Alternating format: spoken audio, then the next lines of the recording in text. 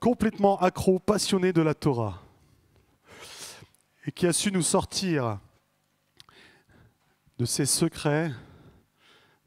Tiens, Ryan, si tu peux prendre la table avec Julien et la mettre ici pour notre frère, qui a l'habitude d'intervenir assis. Et que vous puissiez le voir, on va le mettre sur l'estrade, dans l'autre sens, sinon il ne pourra pas passer ses jambes. Voilà, c'est parfait. Le temps qu'on lui mette le micro. Et une dernière chose, Julien, si tu peux monter le paperboard, s'il te plaît, là, juste à côté, comme hier. Voilà. Mais le mieux, c'est que tu montes et que tu te présentes aussi. Ah.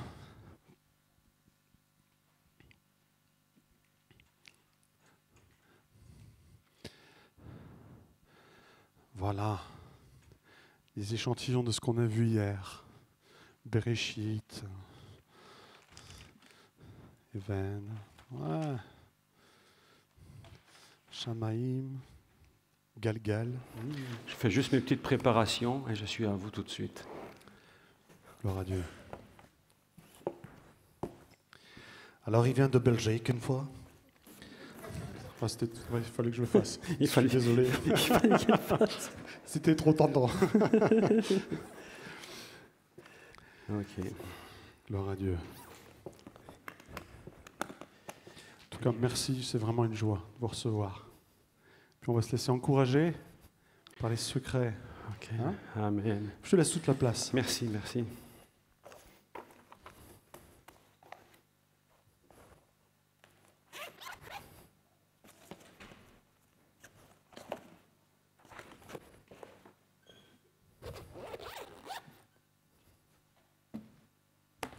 Ok. Que Dieu soit béni. On a eu un très bon moment hier. Je suis très, très heureux d'être avec vous aujourd'hui, ce matin. J'ai beaucoup aimé. J'écoute toujours très attentivement ce qui se dit dans une réunion. Je ne sais pas où est la dame qui avait prophétisé. Je ne sais pas où elle est tout à l'heure. Ce qu'elle a dit, oui, c'est ça. Voilà. J'ai écouté très attentivement et je me suis dit que le Seigneur parle véritablement des choses essentielles à travers sa prophétie, sa parole. Vous savez, le Seigneur a dit, lorsque vous ferez mes fêtes, parce que ceci est une fête. Nous sommes dans les fêtes de l'Éternel. Lorsque nous venons le dimanche matin, nous ne venons pas dans une simple réunion, nous ne venons pas dans une dénomination, et nous ne venons pas non plus dans l'Église, entre guillemets, avec un petit « e ». Nous venons dans une sainte convocation. C'est ce que la Bible appelle, donc il appelle ça une convocation, un cri, un mikra kodesh, c'est-à-dire un cri qui vient directement du ciel et qui nous invite. Et il nous dit, venez dans ma présence. Ici, ce matin, c'est une sainte convocation. Ce n'est pas des mots en l'air, c'est des mots pesés. Les mots de la Torah sont des mots pesés. Vous savez ce qui manque dans l'Église? J'ai remarqué ça un peu partout, c'est qu'on n'admire pas la parole de Dieu. Les gens ne sont pas admiratifs de Dieu.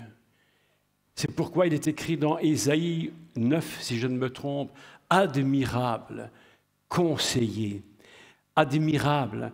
Vous savez, ce qui nous manque vraiment, c'est d'admirer le Seigneur. Lorsque tu vois sa parole, lorsque tu lis sa parole, hier nous parlions avec le pasteur et on se disait, en fait, les gens lisent tellement peu la parole de Dieu. Vous savez pourquoi? Parce qu'ils ne sont pas admiratifs de Dieu. Ils ne sont pas admiratifs. Ils lisent la parole de Dieu, à la limite, ils préfèrent lire le journal ou écouter la TV, mais la parole de Dieu est tout à fait secondaire parce qu'en fait, ils ne sont pas admiratifs de Dieu.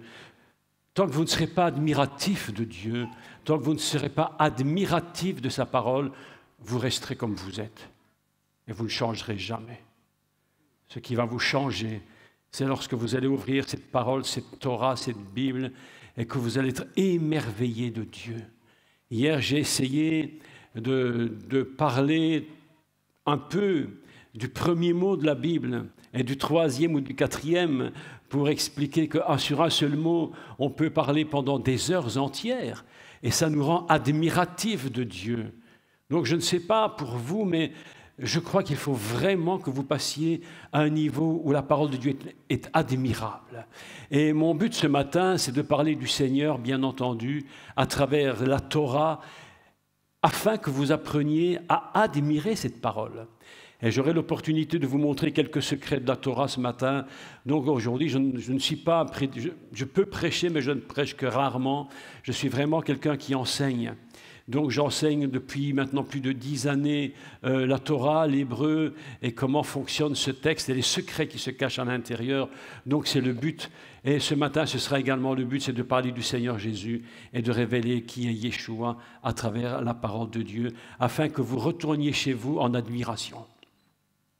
Et que dans les jours qui viennent, vous soyez tellement admiratifs de Dieu que vous ne pourrez même plus vous passer de lire la parole. Admirable. Admirable. Comment veux-tu admirer le Seigneur si jamais tu ne vois sa gloire? Moïse avait dit, Seigneur, j'ai tant de soucis. Il n'y a personne qui a autant de soucis que Moïse. Moi, c'est très amusant parce que Moïse en avait tellement par-dessus la tête qu'un jour, il dit à Dieu, écoute, ton peuple. Et Dieu répond à Moïse, non, c'est ton peuple. Il dit, c'est ton peuple qui s'est rebellé, regarde ce qu'il a fait. Et Moïse se tourne vers Dieu. Il dit, mais tu as vu ton peuple, ce qu'il fait. Parce que alors Moïse se pose une question et il dit, mais qu'est-ce que je dois faire? Non, ce n'est pas la question qu'il se pose. Moïse ne se pose pas la question, qu'est-ce qu'il faut faire? Moïse dit à Dieu, fais-moi voir ta gloire. Parce qu'aussi longtemps que tu ne vois pas la gloire de Dieu, comment veux-tu être admiratif de lui? On dit les gens ne prient pas, les gens n'adorent pas. Comment veux-tu adorer si tu ne sais pas ce qu'il faut adorer? Comment veux-tu te tenir devant le roi, devant le maître du monde, si tu ne sais pas quelle est sa gloire et sa puissance? Alors Moïse se trouve dans une situation un peu compliquée. Il dit, oh mon Dieu, mais comment on va s'en sortir pour gérer un peuple rebelle? Vous savez, les églises ont beaucoup de problèmes. Beaucoup de problèmes, c'est ceux qui le font le moins qui critiquent le plus. Vous avez vu avec Moïse, c'est ceux qui sont sortis d'Égypte, qui avaient eu toute la grâce de Dieu, et ils avaient vu Moïse d'une façon incroyable sortir d'Égypte, et puis c'est ceux-là qui n'ont rien fait grand-chose, qui commencent à critiquer Moïse. Mes amis, faites attention. Et vous savez pourquoi? Parce qu'ils ne connaissaient pas la gloire. Pourtant, ils avaient vu 10 miracles incroyables pour les sortir de la terre d'Égypte. Sortir le peuple de la terre d'Égypte était une chose terrible, incroyable. Vous savez que le mot Égypte en hébreu n'existe pas. Est-ce que vous saviez que le mot n'existe même pas? Ça vous surprend? Le mot Égypte en hébreu se dit Mitzraïm. Et Mitzraïm vient d'une racine hébraïque qui est tsor, qui signifie enfermement. Le pays d'Égypte, c'est le pays des enfermements. Quand tu es en Égypte, tu ne sors ni à droite ni à gauche, c'est impossible. Il n'y a aucun moyen de sortir de l'Égypte. C'est le pays des enfermements. Et il a fallu 10 paroles incroyablement fortes, par 10 miracles inimaginables, dont on a à peine compris ce qui s'est produit. Lorsque tu lis les 10 plaies d'Égypte, en fait, tu n'as lu qu'un récit très bref de quelque chose d'absolument inimaginable, qui a parfois été traduit, même très mal traduit. C'est un autre sujet. 10 paroles incroyables pour sortir, pour briser l'Égypte, briser la coquille égyptienne, pour que le peuple sorte et qu'il soit libéré. Et lorsqu'ils ont été libérés par la puissance, comme tu disais tout à l'heure, le frère qui a parlé sur la grâce, ils ont été libérés par la grâce de Dieu qui avait entendu, ils avaient entendu, Dieu dit, j'ai entendu les cris de mon peuple. Est-ce que vous savez que seulement 20% ont quitté l'Égypte? Et que le reste du peuple est resté, le reste des enfants d'Israël est resté en Égypte parce qu'ils préféraient l'Égypte à la sortie. Ils se disaient, ici au moins on se fait taper dessus, mais au moins on mange un peu. Ah oui, c'est ce qu'il disait, puisque lorsqu'il parlait à Moïse, il disait, Moïse, Moïse, mais tu nous as fait sortir, mais c'est pour nous tuer que tu l'as fait. En Égypte, on avait encore à manger, on avait à boire, on avait de la viande, on avait tout ce qu'il fallait. Et maintenant, tu nous entraînes où? Mes amis, on se trouve parfois dans des situations semblables. On se dit, mais je me suis converti, c'est pire après qu'avant. Est-ce que c'est pas vrai? Oui, oui, c'est vrai. Si tu es d'accord avec moi, fais-moi un petit quelque chose, j'ai l'impression que vous dormez. Mais ne me laissez pas tout seul, vous me laissez toujours tout seul. C'est quoi cette histoire? Ah non! Ah mon ami, je te dis, le peuple, c'est ceux qui disent le moins, c'est ceux qui font le moins, qui critiquent le plus. Et Moïse se tourne vers Dieu, il dit, mon Dieu, il dit, Adonai, fais-moi voir ta gloire. Parce que si tu ne vois pas la gloire de Dieu, jamais tu ne pourras l'adorer. Jamais tu ne pourras aller de l'avant. Jamais tu ne pourras gagner. C'est impossible. Alors, aujourd'hui, mon but, c'est de vous parler de la Torah et vous montrer un des grands secrets de la Torah, qui est ce qu'on appelle le Kodesh HaKodashim. Ce qu'on appelle en français, très mal traduit d'ailleurs, le lieu très saint. Je vais vous expliquer pourquoi la traduction du lieu très saint n'est pas bonne, et je vais vous expliquer comment il faut la comprendre. Donc, j'ai apporté avec moi ici, c'est juste une introduction avant de commencer cet enseignement, je vais vous apporter 2 livres que j'ai écrits. Je commence par le premier.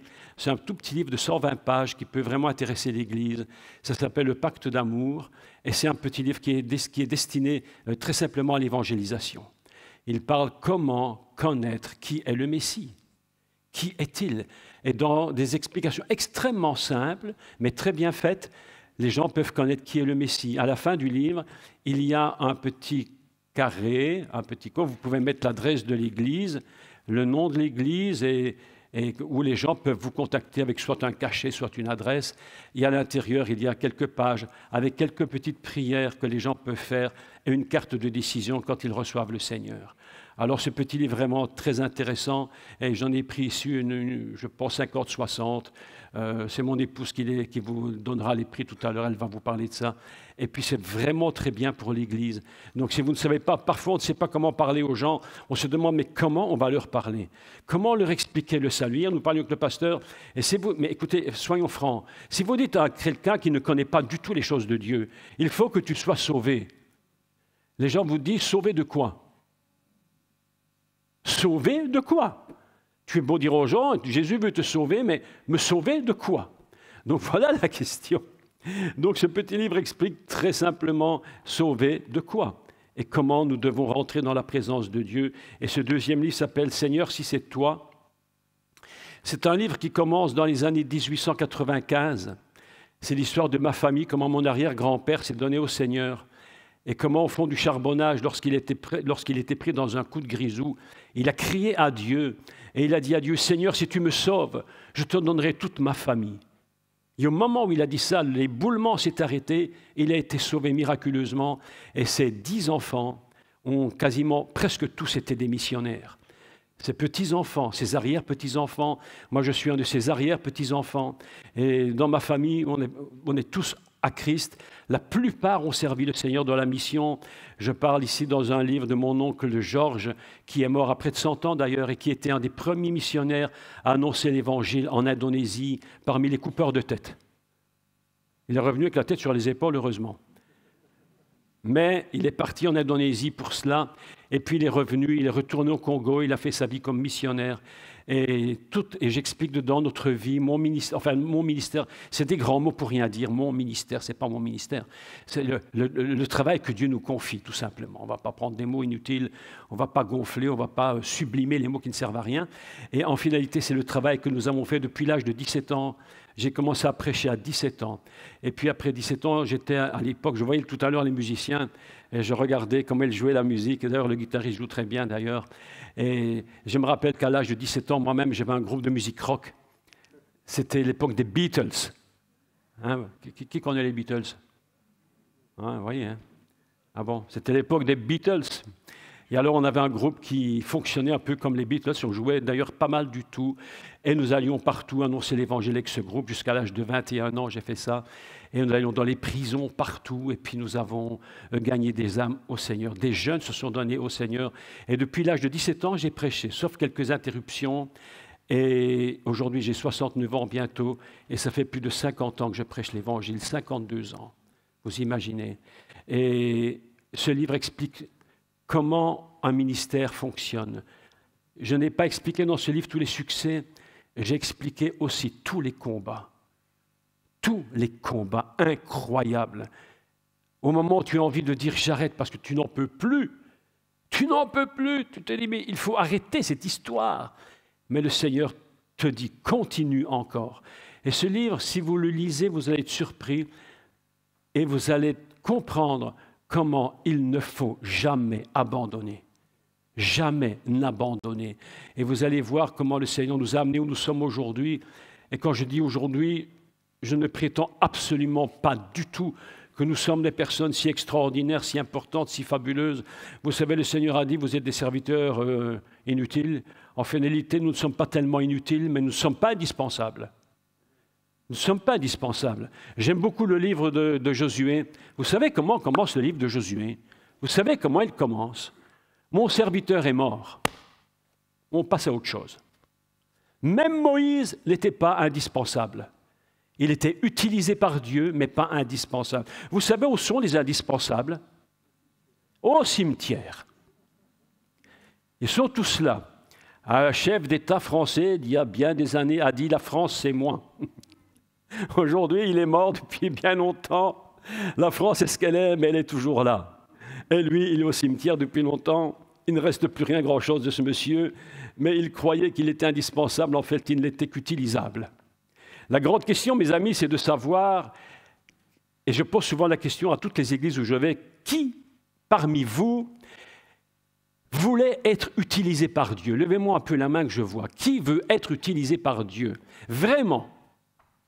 Vous voyez, presque toute la salle lève la main. La question, je la repose autrement. Qui est utilisable? Qui d'entre vous est utilisable? La question est tout à fait différente. On peut être utilisé, vouloir et ne pas être. Et Dieu te demande une chose, il veut te former afin que tu deviennes utilisable, pas indispensable. Aujourd'hui, je suis là, je le dis souvent, demain peut-être je ne serai plus là. On est ici aujourd'hui, demain on n'est plus là. Mais est-ce que nous avons été utiles au service de Dieu? Est-ce que tu as été utilisable par Dieu? Est-ce qu'il a pu faire de ta vie quelque chose d'utile? Mais si demain tu n'es plus là, le Seigneur te dira, c'est pas très grave, d'autres suivront, d'autres vont te remplacer. Lorsque Moïse est parti et qu'il a quitté la terre, eh bien Josué a pris la relève, oui ou non? Est-ce que c'est vrai ou pas vrai? Et lorsque Josué est mort, il a bien fallu que quelqu'un remplace Josué. Et lorsqu'Élie est parti, il fallait bien un Élisée. Mes amis, ils sont tous utiles, mais pas indispensables. Les sacrificateurs sont utiles, mais pas indispensables. Aaron était utile, mais pas indispensable. Il faut maintenant que nous comprenions que nous ne sommes utilisés que par la grâce de Dieu. Ce n'est que sa grâce qui nous permet d'être utilisés par lui. Si ce n'est pas sa grâce, nous ne pouvons rien faire. Et nous parlions encore hier avec le pasteur un bon moment où nous parlions de la grâce de Dieu. Il y a quelques jours, le Seigneur me disait, parce que vous savez, parfois on a un peu une suropinion de nous-mêmes. On a parfois une opinion plus grande que ce que nous sommes. Je vous dis la vérité. Et le Seigneur me disait il y a quelques jours, mon pauvre, il dit, tu n'es qu'un pécheur sauvé par grâce. Tu n'es qu'un pécheur sauvé par grâce. Mes amis, vous avez devant vous un pécheur sauvé par grâce. Vous n'avez pas devant vous quelqu'un d'incroyablement fantastique, formidable, qui connaît chaque demi-lettre de l'alphabet hébraïque, qui t'explique la Torah de tous les coins, dans tous les sens. Tu as devant toi un homme qui est qu'un pécheur, qui un jour a eu besoin du Seigneur. Et si je suis aujourd'hui, je vous parle parce que c'est par la grâce du Seigneur. S'il avait dit demain tu te tais, demain je me tais. Pendant qu'on était en train de chanter tout à l'heure, je me disais, tu vas bientôt monter parler. Et j'étais assis sur ma chaise et je me disais, Seigneur, j'aimerais tellement rester assis pour écouter. J'ai un ami à moi, cher ami à moi, qui s'appelle Yves Gravé. Je parle de lui parce que vraiment c'est un homme formidable. Si un jour tu l'invites, tu verras, c'est un homme formidable. Et nous parlions ensemble dans une réunion Zoom, vous savez, et puis on se disait tous les deux, quand on était jeunes, on avait tellement envie de prêcher, de parler, on avait envie, on a dévoré, puis on arrive à plus de 70 ans, et on se dit, comme on aimerait bien écouter les autres. C'est tellement incroyable, mais je vous parle avec sincérité. Aujourd'hui, vous savez, le Seigneur nous fait passer par des chemins très complexes. On se demande pourquoi ceci, pourquoi cela. Lorsque je suis arrivé en Belgique à l'âge de 17 ans, à l'âge de 24 ans, je suis monté à Bruxelles et je suis rentré dans la capitale. J'ai travaillé pour un peu parler simplement de qui je suis, comment j'ai fonctionné et où je fais ce que je fais aujourd'hui. Je suis arrivé à 24 ans, je suis rentré à la télévision nationale. J'étais chanteur professionnel de musique classique et je suis rentré à la télévision RTBF comme dans l'ensemble vocal de la télévision pendant plus de 20 ans. Après ça, j'étais chanteur à l'Opéra National. J'ai chanté pendant quelques saisons à l'Opéra National. J'ai fait le tour d'Europe où j'ai chanté. Et puis nous avons servi le Seigneur en chantant, etc. C'était le job. Mais en même temps que je faisais mon travail de musicien, je partais en Afrique. Je faisais l'évangélisation et j'annonçais l'évangile dans le monde entier. Et ça, c'est quelque chose qui était vraiment indispensable à ma vie. Et lorsque j'étais avec des collègues, parfois nous partions souvent en concert, évidemment pour les grands spectacles. Et lorsque mes collègues étaient avec moi dans la télévision, mes collègues partaient et il allait entre la répétition de l'après-midi et le concert du soir, il y a des heures qui passent. Et les heures, il faut bien faire quelque chose. Alors mes collègues souvent prenaient un billet au cinéma, puis allaient voir un film, ou d'autres allaient boire un verre ou aller dans les restaurants. Vous savez ce que moi je faisais ? J'avais toujours avec moi mon petit évangile. Je le mettais dans ma poche. Et lorsque je partais avec mes collègues, pendant qu'eux allaient au cinéma, alors moi, si le temps était beau, alors je partais dans les parcs tout seul, je me retirais et je lisais la parole de Dieu. Parce que si tu comprends la nécessité de la parole de Dieu, tu ne peux plus te priver de la parole de Dieu. Nous ne pouvons plus nous priver. Là, on va déterminer la volonté d'un homme de Dieu ou d'une femme de Dieu. Qu'est-ce qu'il fait de son temps libre? Est-ce que pendant ton temps libre, tu passes ton temps à faire des choses inutiles? Ou est-ce que tu passes ton temps avec le Seigneur? Voilà la question. Moi, je passais mon temps à lire la Bible. Si mes collègues m'avaient vu, mais tout le monde savait que j'étais chrétien, mais s'ils m'avaient vu, ils me disaient parfois, viens avec nous au cinéma, viens avec nous au cinéma. Et je leur disais, non, je ne vais pas avec vous. Et je me retirais et j'allais prier entre les concerts et les répétitions. Et je pense que c'est ce qui a fait que le Seigneur voit ta fidélité. Ta fidélité, il la voit. Amen. Amen. Ne m'abandonnez pas, je vous en supplie. J'ai l'impression d'être tout seul ici en haut. Ne me faites pas ça, d'accord? Faites-moi au moins avec les yeux, souriez-moi au moins avec les yeux. Tantôt j'étais à l'hôtel et c'était très comique parce qu'à l'hôtel, vous savez, il y avait un petit panneau, il était écrit « Ici, on ne sourit pas avec la bouche, on sourit avec les yeux ». Il y avait un grand bonhomme qui était masqué là. Il faisait ça. Et je dis, Seigneur, comme c'est compliqué aujourd'hui, le monde est compliqué aujourd'hui.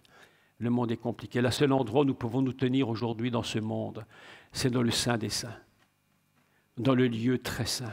Et ce matin, je voudrais vous parler de ce qu'on appelle le Kodesh HaKodashim. Vous savez que le tabernacle ou le temple de Jérusalem a été construit à 3 niveaux. 3 niveaux. Le premier, tout le monde le sait. Mais je voudrais vous donner quelques explications plus détaillées sur ces 3 niveaux. Les 3 niveaux, donc, il y a la cour, et le parvis, puis il y a le saint, le lieu saint, et puis ce qu'on appelle le lieu très saint. Vous connaissez ça? Oui. Alors, je voudrais d'abord vous dire une chose concernant le lieu très saint. Le lieu très saint est une mauvaise traduction. Il faut le traduire Kodesh HaKodashim, qui signifie le saint des saints. Pas le lieu très saint.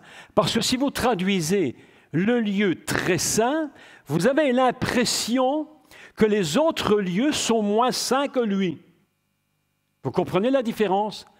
Si je dis le lieu très saint, ça veut dire que celui-ci est très saint, donc probablement que celui-ci l'est un peu moins et que celui-ci le serait un peu moins. Donc la traduction n'est pas le saint, le lieu très saint, mais le lieu saint dans les lieux saints.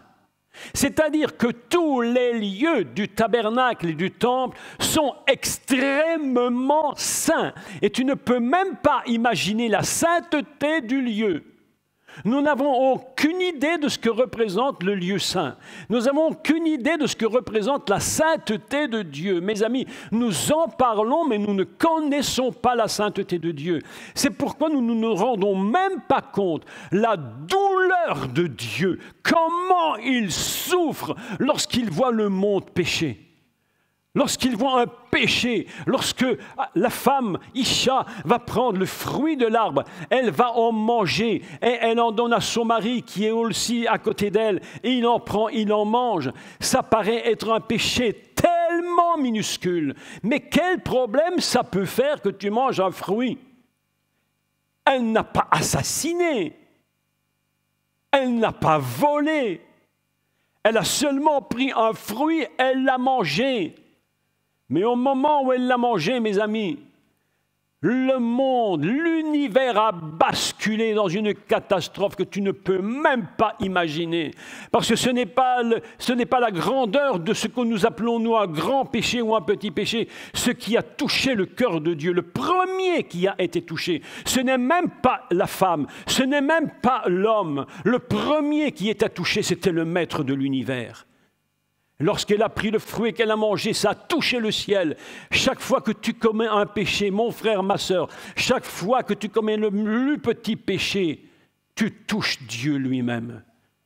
Et puis toi en conséquence. Et tu prends évidemment la récolte de ce que tu sèmes, parce que tout péché a une récolte.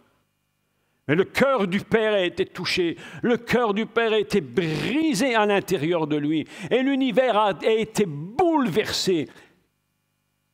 Ça a tellement touché Dieu que lorsque le péché a été consommé, la désobéissance a été consommée, alors Dieu vient, le maître de l'univers vient, et il va voir Adam, il va voir Adam, et il lui dit, Adam, mais qu'est-ce qui s'est passé? Adam, où en es-tu? Mais où en es-tu? La sainteté de Dieu, c'est quelque chose, mes amis, que tu ne peux même pas imaginer.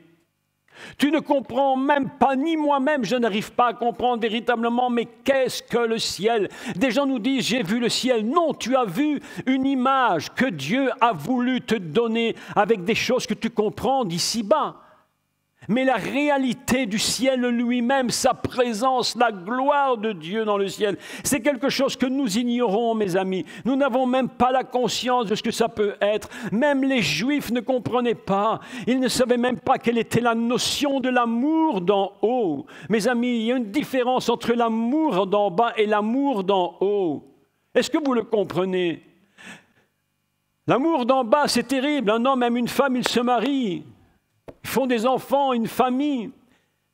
Et puis ils viennent voir Yeshua et lui disent, oh Yeshua, on a un problème, il faut que tu nous expliques, on ne comprend rien du tout là. Ils lui disent, Yeshua, écoute, un homme était marié et sa femme meurt. Ou inversement, le mari meurt et la femme se remarie. Il dit, et puis elle en épouse un autre. Et il meurt aussi. Alors elle se dit, ben moi j'aime pas être seule, j'aime pas le célibat, répousons un troisième. Et par malheur, paf, le pauvre gars, il meurt. Elle dit, ben, je n'aime pas être seule, épousons un cinquième. Elle le trouve à beau, qui passe dans le quartier. Elle prend le cinquième, elle l'épouse. Et puis, poum, par bonheur, le type, il est là, il meurt aussi. Enfin, la catastrophe des catastrophes, hein, t'imagines un peu l'histoire. La voilà avec son sixième mari. Alors, il pose des questions à Jésus, il lui dit, écoute, Yeshua, il faut que tu nous expliques. Quand elle sera là-haut, de qui sera-t-elle le mari? Et Yeshua lui répond, mais vous n'avez rien compris du tout. L'amour d'en haut n'a rien à voir avec l'amour d'en bas. Ça n'a rien à voir. Un frère un jour me disait, oh là là, quand je serai là, je serai avec mon épouse, qu'est-ce qu'on va être heureux? Je dis, mais tu n'as rien compris du tout. L'amour d'en haut, mes amis, nous ignorons totalement ce que c'est. Il y a quelque chose qui nous échappe. La gloire de Dieu, la sainteté de Dieu, tu ne peux même pas imaginer ce que c'est. Nous n'avons aucune idée de ce que c'est. Nous sommes nés sur cette terre dans un monde pécheur. Le premier cri que nous avons poussé, nous l'avons poussé sur cette terre dans un monde de péché. Et nous avons été marqués par le péché lui-même. Et nous avons besoin d'être sauvés par la grâce, sinon nous sommes des pécheurs uniquement. Et lorsque nous serons là-haut, mes amis, nous n'avons même pas conscience de la sainteté de Dieu. On parle de la sainteté, on ne sait pas ce que c'est. On ne sait pas ce que c'est. On parle du Saint-Esprit. On parle du Saint-Esprit. Et on en parle comme si c'était quelque chose de banal. Oh, j'ai reçu le Saint-Esprit. Mais c'est devenu banal, oui ou non? Mais je vous dis la vérité, c'est pour la plupart une banalité incroyable. Mais le Saint-Esprit, ça dépasse ce que tu imagines. Le Saint-Esprit, c'est une dimension que tu ne peux même pas imaginer. Rien que par sa puissance, est-ce que tu te rends compte? Mon frère, ma sœur, est-ce que tu te rends compte que rien que par sa puissance de l'Esprit, il tient l'univers entier? La Terre tourne depuis des millions d'années sur elle-même, elle n'est jamais tombée. Explique-moi. Les savants t'expliquent que la Lune, la Terre tourne et tout tourne, mais ne sauraient même pas te dire pourquoi ça reste debout. Et pourquoi ça ne disparaît pas. Mes amis, la puissance du Saint-Esprit dépasse tout ce qu'on imagine. Je n'ai même pas imaginé ce que c'est. Alors l'autre jour, je disais, Seigneur, tu me dis, tu m'as donné ton esprit, mais est-ce que j'ai bien compris ce que ça représente? L'Esprit qui tient l'univers dans ses mains, la parole de Dieu qui tient l'univers dans ses mains. Mes amis, la sainteté de Dieu. Lorsque tu rentres dans la maison de Dieu, tu dois rentrer dans la sainteté. Et cette sainteté, elle va être projetée dans le tabernacle. Lorsque l'inauguration du tabernacle va se faire, il y aura une telle gloire que même les sacrificateurs ne pouvaient même plus rentrer dans le lieu. Il y a des moments, mes amis, où le tabernacle nous sera fermé. Je vais vous dire quelque chose de très surprenant. Si tu lis l'Apocalypse, tu vas trouver un texte très surprenant.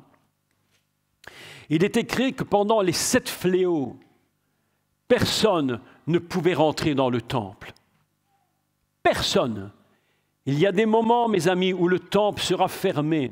Il sera plus que temps que nous comprenions qu'est-ce que le temple de Dieu, qu'est-ce que le tabernacle de Dieu. Lorsque le ciel s'ouvre, il voit le tabernacle et l'arche de l'alliance. Mes amis, c'est ce que Moïse avait vu. Et Moïse va lui dire, Moïse, refais ici-bas ce que tu as vu là-haut. Moïse, pour rentrer dans la gloire et pour voir ce qu'il a vu, a dû monter sur la montagne. Il est resté pendant 6 jours à attendre quoi? Attendre que Dieu l'appelle, mes amis.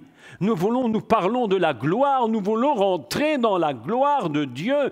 Et nous disons, Seigneur, fais-nous rentrer dans la gloire. Aujourd'hui, on a senti ta présence. Tant mieux si c'est vrai. Mais souvent, on confond l'onction et l'ambiance. On confond souvent les deux.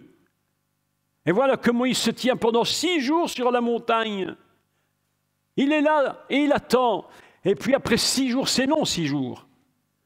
Tu te rends compte, tu restes ici dans cet endroit 6 jours sans sortir, en attendant que Dieu t'appelle et que tu entends une voix qui te dise « Moïse, rentre !» Et Moïse est rentré dans la gloire. Et il est resté 40 jours, mes amis, 40 jours. 40 jours et 40 nuits, sans manger, sans boire, 40 jours. Tu t'imagines pourquoi? Pour recevoir 10 paroles qu'il n'a même pas écrites lui-même. Est-ce que tu me comprends? Tu te rends compte si Dieu t'appelait à faire 40 jours de jeûne pour entendre 10 mots? En général, quand les gens font 40 jours de jeûne, c'est pour entendre Dieu qui leur dit un grand enseignement. Mais Moïse, après 10 jours de jeûne, a reçu 10 paroles qu'il n'a même pas écrites de sa main. C'est Dieu lui-même qui les a écrites. Ça, mes amis, c'est la sainteté. Ça, c'est la gloire. Et lorsque tu te présentes dans le tabernacle, nous croyons tous les lieux du tabernacle, les 3 lieux, le parvis avec l'autel des sacrifices, le lieu saint, et puis le lieu, le saint des saints, le lieu qui est saint parmi les saints. Il n'est pas plus saint que le premier lieu, ne vous trompez pas. Vous savez ce que nous disent les rabbins? Les rabbins nous disent que le lieu, probablement, à mettre entre parenthèses, mais c'est quand même une vérité, que le parvis était aussi saint, si pas plus saint que le saint des saints. Et vous savez pourquoi ils disent cela? Ils disent cela à raison, parce qu'il y avait l'autel du sacrifice. Et que sans l'autel du sacrifice, il était impossible de rentrer dans le lieu saint. Donc le lieu, le parvis avec l'autel, était un endroit tellement saint tellement inimaginable de sainteté. Il n'y a pas un lieu plus saint que le lieu de la croix. La croix est le lieu le plus saint que tu puisses imaginer. Aux yeux des hommes, c'est le pire, mais aux yeux de Dieu, c'est le plus grand. Le lieu où est l'autel du sacrifice, c'est le lieu le plus saint que tu puisses imaginer. Parce que s'il n'y avait pas le sang, tu ne pourrais même pas rentrer dans le lieu saint et tu ne pourrais pas rentrer dans le saint des saints. Voilà quelque chose d'absolument très important. Donc, c'est pourquoi il ne s'appelle pas le lieu très saint, mais il s'appelle le saint des lieux saints. Kodesh HaKodashim. Il était saint parmi tous les lieux saints. Est-ce que vous me comprenez? Dites-moi Amen. Ah, faites-moi un bon Amen quand même. Ah bon, il faut se réveiller, il faut se lever devant le Seigneur, regarder sa gloire. Si tu lis l'Apocalypse, tous les anges criaient Amen, Alléluia. Dans le ciel, il y a beaucoup de bruit. Est-ce que tu le sais? Dans le ciel, il y a beaucoup de bruit. Parce que tout le monde crie Alléluia, tout le monde est en train d'adorer le Seigneur, tout le monde adore l'agneau dans le ciel, il y a un bruit inimaginable d'adoration. Alors ce matin, tu vas me faire plaisir, tu vas réagir. Alors, si tu ne réagis pas, je t'abandonne, je te dis. Je vous aime beaucoup, mais je veux que vous soyez des admirateurs de la parole. Je veux que vous admiriez le Seigneur. Et voilà que nous allons passer directement un texte très très important, et je vais vous l'expliquer en hébreu, un des grands secrets de l'hébreu. Je vais vous montrer quelques textes. Je vais vous les écrire au tableau en hébreu et je vais vous expliquer. Vous savez que dans le temple, vous le savez, il y a donc 3 voiles. Massar Sha'ar, Massar Petar, et le 3e s'appelle donc le caporet. Le 3e voile s'appelle caporet. J'ai quelques cours en ligne que vous pouvez regarder d'ailleurs sur les voiles du temple. Chaque voile porte un nom différent. Ce n'est pas simplement 3 voiles pour 3 voiles. Ce sont des voiles, ce qu'on appelle en hébreu, des voiles portes. Une porte en hébreu se dit pétar. Pétar, sha'ar, pétar, c'est le voile porte. Et donc, lorsque Yeshua se trouve devant ce monsieur qui est muet et sourd, vous vous souvenez de cette histoire? Il va dire un mot en araméen qui est ephata. Ouvre-toi. D'accord? Vous vous souvenez de ça? En hébreu, on dit kipétar. Kipétar, comme la porte. Comme la porte du tabernacle. Comme la porte qui va ouvrir le tabernacle, tu passes par le pétar. Eh bien, et on peut dire en hébreu, qui pétar, ouvre-toi. Et la parole est extraordinaire parce qu'il est dit, Yeshua les vieux au ciel, et il dit, qui pétar, ephata, ouvre-toi. Il parle de quoi? Est-ce qu'il parle des yeux ou des oreilles? Il lève les yeux et il dit, ouvre-toi, ouvre-toi. Qui doit s'ouvrir? La porte du tabernacle céleste. Et au moment où la porte s'ouvre, le sourd et le muet parlent. Il entend et il parle. Nous sommes dans le temple, nous sommes dans le tabernacle. Et dans le tabernacle, il y a 3 voiles. Et je voudrais maintenant vous parler du 3e voile, parce que le 3e voile, c'est quelque chose d'absolument unique. Unique. Vous vous souvenez que lorsque le Mashiach est mort, il est dit que le voile s'est déchiré par du haut vers le bas, c'est-à-dire du ciel vers la terre. C'est-à-dire que tout miracle, toute grâce commence par le haut et finit en bas. Il n'y a aucune grâce qui commence en bas que lorsqu'on parle des choses de Dieu. Toute grâce commence par le haut. Mais quelle est cette chose qui a été déchirée du haut vers le bas? Et je voudrais vous expliquer ceci en hébreu. Si vous avez de quoi écrire, ça vaut la peine de l'écrire. Je vais avancer juste un peu le tableau. Je vais vous écrire quelque chose au tableau. Ce matin, on va faire un cours d'hébreu. D'accord? Vous êtes d'accord avec moi? D'accord avec moi, hein? Bon, ne me faites pas faire ça pour rien. Hein? Bon. Je voudrais vous écrire quelque chose en hébreu absolument incroyable. Nous allons lire ensemble le texte très simplement, où je vous le lis, ça va plus vite. Dans Exode 25, il y aurait beaucoup à dire sur ce texte, mais enfin qu'importe. Tu mettras dans l'arche le témoignage que je te donnerai. Il sera fait un propitiatoire.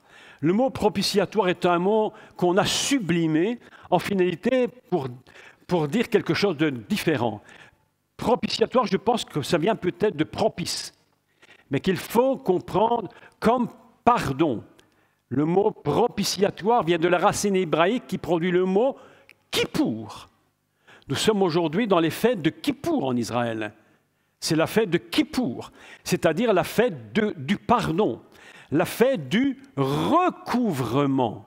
Et il dit, tu feras littéralement traduit, tu feras un couvercle, qu'on a sublimé le mot dans propitiatoire. J'écris le mot en hébreu. Le mot, donc, je vais marquer le couvercle. Comme ça, vous n'oubliez pas. Et je l'écris en hébreu, en assez grand.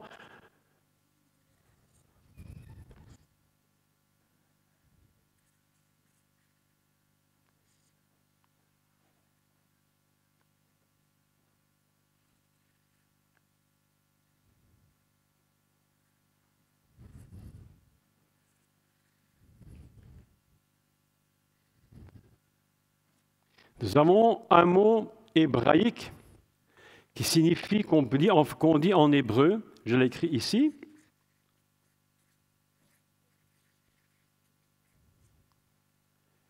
kaporet. Le mot kaporet signifie un couvercle, mais il est construit sur une racine hébraïque que je vous souligne, et vous allez comprendre de quoi il s'agit tout de suite. C'est ces trois lettres, cette racine hébraïque qui donne le nom de Kippour. Kippour. Tout le monde voit là-bas, vous voyez un peu? Non, vous ne voyez pas bien, hein? On va mettre comme ça. Vous voyez tous comme ça? C'est le mot de Kippour.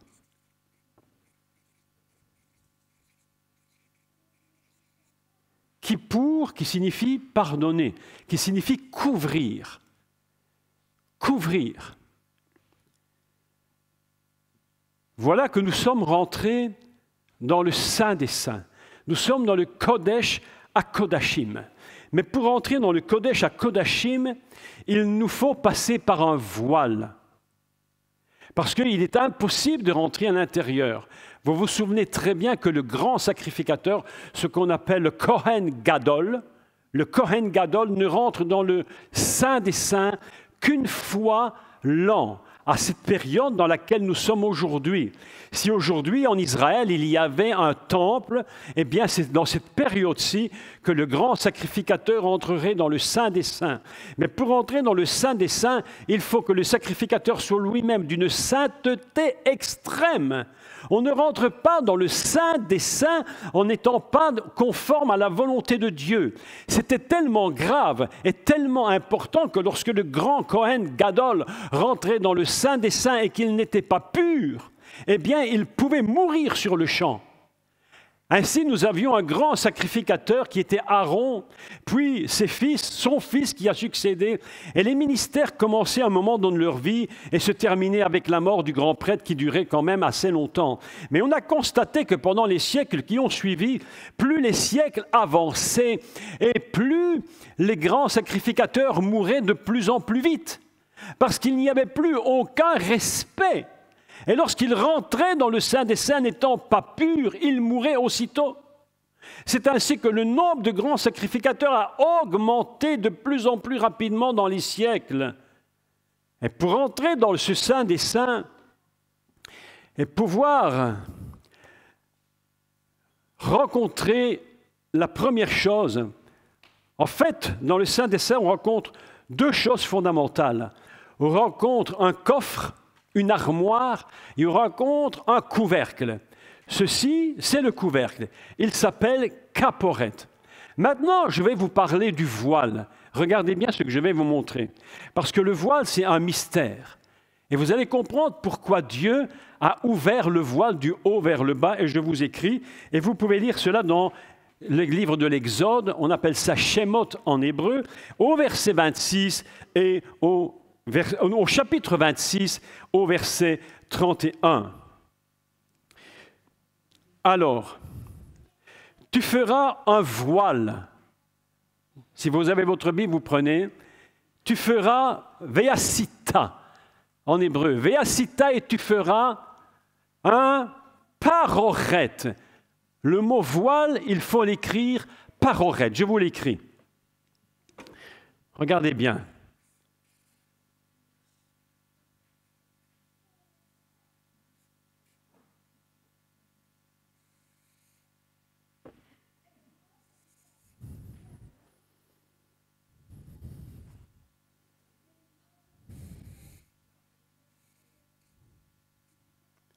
Le paroret,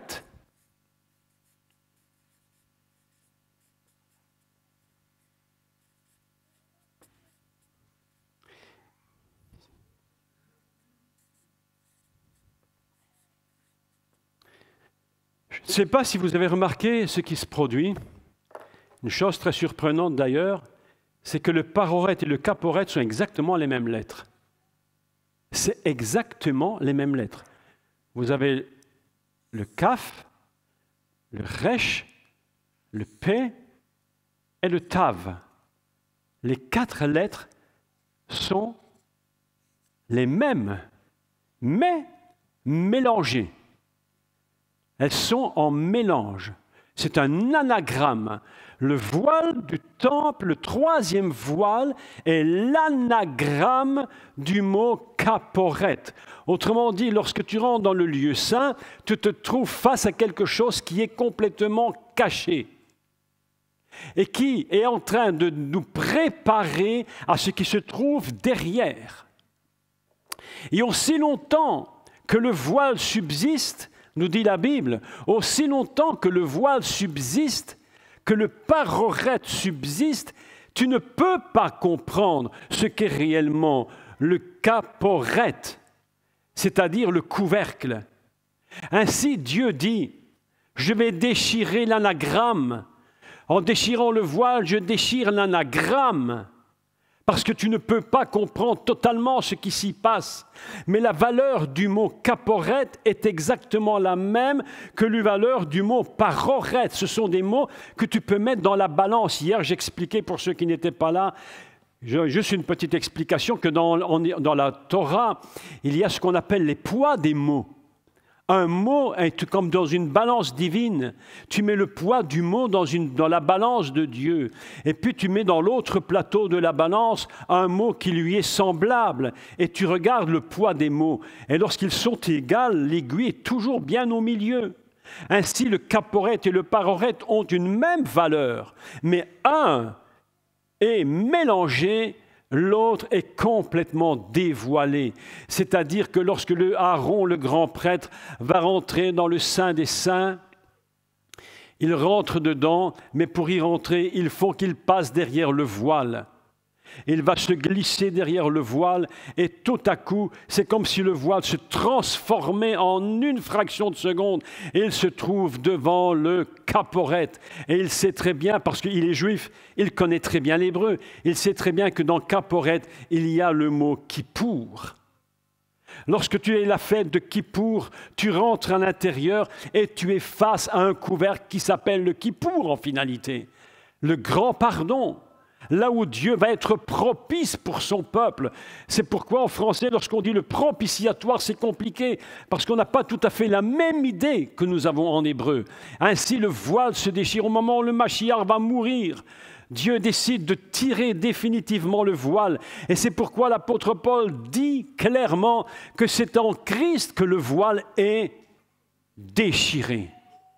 Au moment où le Messie meurt sur la croix, au moment où il meurt, ceux qui sont dans le temple et qui sont en train de faire le service, parce qu'il faut quand même qu'on sache que le temple était très très haut et le voile était très épais, il était impossible à quiconque de le déchirer. Si ce n'était pas surnaturel, c'était impossible. Mais au moment où le voile se déchire, au moment où le Messie meurt sur la croix, c'est le parorète qui se déchire. C'est-à-dire que l'anagramme disparaît et il fait apparaître la réalité, non pas seulement pour le Kohen Gadol, le grand prêtre, mais la réalité pour tous ceux qui sont devant. Tous ceux qui servent, ils se demandent, mais qu'est-ce qui se passe? Un tremblement de terre incroyable et le voile se déchire, le parorète se déchire et il fait apparaître le caporète. Mes amis, je voudrais vous parler de ce lieu qu'on appelle le Saint des Saints. À l'intérieur, il y a ce qu'on appelle en hébreu l'arche. L'arche, elle porte 3 noms. Est-ce que vous le saviez?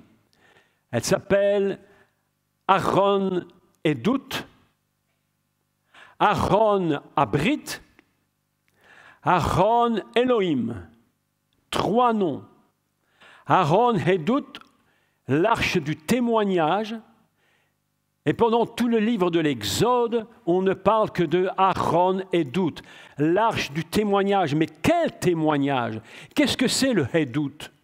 Ce sont les 10 commandements. Et c'est l'arche des 10 commandements, Aaron Edut. Lorsque l'on parle du témoignage, mes amis, lorsque l'on parle que nous avons un témoignage à donner, quel est le témoignage que nous donnons? C'est le témoignage de la Torah qui révèle le Messie. Aaron Edut. Et plus loin, un peu plus loin, dans le livre de Deutéronome, par exemple, ou dans le livre des Nombres, le mot va changer. Lorsqu'on va arriver dans le livre de Josué, le nom va changer. On ne dira plus Aaron Edut, on dira Aaron Habrit, l'arche de l'alliance. Ainsi, dans le Saint des Saints, nous avons un objet très étrange, dont le nom a été, encore une fois, sublimé à l'extrême. Nous avons parlé de l'arche. Lorsque l'on voit l'arche, Aaron, ça nous fait penser à l'arche de Noé, dont le mot était aussi complètement traduit n'importe comment. L'arche de Noé s'appelle Tevat ou Teva. Et écoutez bien que l'arche qui est dans le Saint des Saints s'appelle Aaron. Et Aaron, c'est quoi? Aaron, c'est simplement un mot qu'on utilise même en hébreu moderne aujourd'hui. Une armoire. Ni plus, ni moins. Aaron, c'est une armoire. Une armoire qu'on a posée sur le sol même. Et sur cette armoire, on y a posé une armoire spéciale d'ailleurs. Et sur cette armoire, on y a posé un couvercle. On y a posé un couvercle qui s'appelle le parorète, qui s'appelle le caporète. En fait, nous avons 2 objets. Nous avons 2 objets dans le Saint des Saints. Nous avons Aaron et le caporète superposés. Donc, j'ai en fait une simple armoire. Et sur cette armoire, dans laquelle il y a des barres, on va y mettre des barres pour les transporter évidemment. La barre s'appelle, vous savez comment s'appellent les barres? C'est surprenant. Elles s'appellent des solitaires. Des solitaires. Parce que Dieu dit quand je pars, c'est en solitaire. Je me promène solitaire. Et sur cette armoire, on va y poser un couvercle avec les chérubins. On fait ça un peu comme on peut. Ils ne sont pas très beaux, mais enfin c'est eux. Il y a un couvercle qui est posé. Mais voilà que l'armoire s'appelle Aaron. Je voudrais donc vous écrire les mots. Écoutez bien ceci. L'armoire s'appelle Aaron.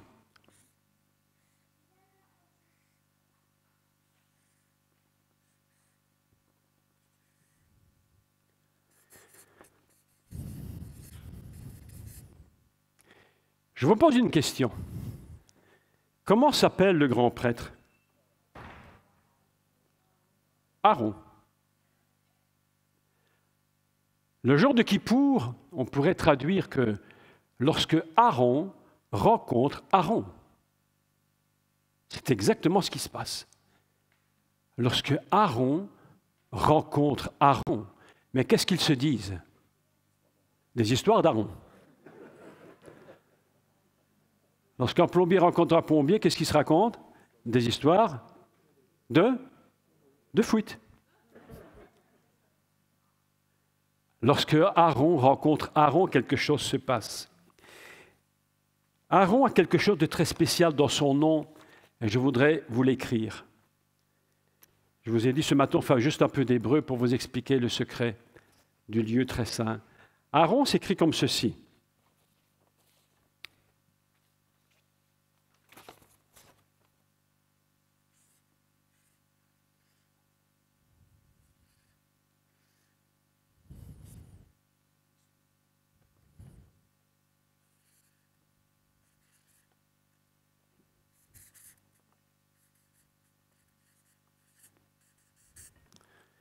En fait, c'est exactement la même chose. Pour ainsi dire le même au niveau du son. Lorsque Aaron rencontre Aaron. Vous allez constater une chose importante, c'est que dans Aaron, il y a une lettre qui a été rajoutée. J'explique ce qu'est cette lettre.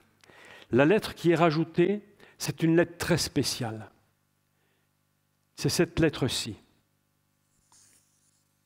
On appelle cette lettre la lettre He. Le He, les rabbins nous enseignent que le He est une lettre qui n'a pas de son. C'est comme le H aspiré en français. Si tu écris un H aspiré, tu ne peux jamais le prononcer. Il n'existe que par la voyelle qu'on lui ajoute. C'est-à-dire que c'est une lettre qui produit le souffle. C'est pourquoi cette lettre He se trouve 2 fois dans le nom de Dieu. Lorsqu'on parle de l'Éternel, 2 fois tu as cette lettre. Et c'est la lettre du nom de Dieu qui va venir s'introduire dans le nom et qui va produire le mot Aaron. C'est exactement ce qui s'était produit, écoutez bien, c'est très important, c'est exactement ce qui s'était produit lorsque Abraham a changé de nom. Lorsque Abraham a changé de nom, Dieu lui a dit « Je change ton nom ». Et comment lui a-t-il changé son nom? En lui ajoutant une lettre de son nom. Il y a quelques années, mes amis, je ne sais plus, une dizaine d'années probablement, c'était très tôt le matin, vers 5-6 heures du matin, et tout à coup j'ai eu une vision, j'ai eu un songe. Et vous savez ce que j'ai vu dans le songe, c'était assez surprenant. J'ai vu le nom de Dieu inscrit en lettres hébraïques et j'ai vu une lettre de son nom tomber. Et je me suis réveillé. Et j'ai dit, Seigneur, mais qu'est-ce que c'est? Et la voix du Seigneur me parle et il me dit, monte dans ton bureau et va étudier. Je suis monté dans mon bureau et j'ai étudié. Et j'ai commencé à réfléchir. Je me suis dit, mais où la lettre est, la lettre de souffle, la lettre de l'esprit? Parce que vous savez qu'en hébreu, le ruach, c'est à la fois l'esprit, c'est à la fois le souffle. La lettre He, c'est la lettre du souffle.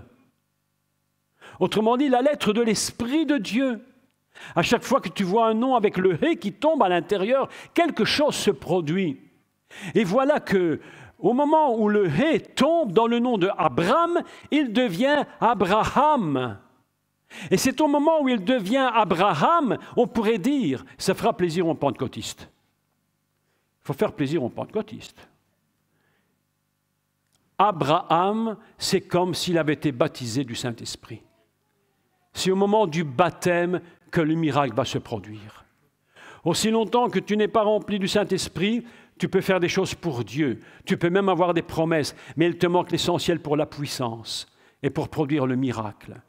Au moment où le He va descendre, il va toucher Abraham et il va devenir Abraham.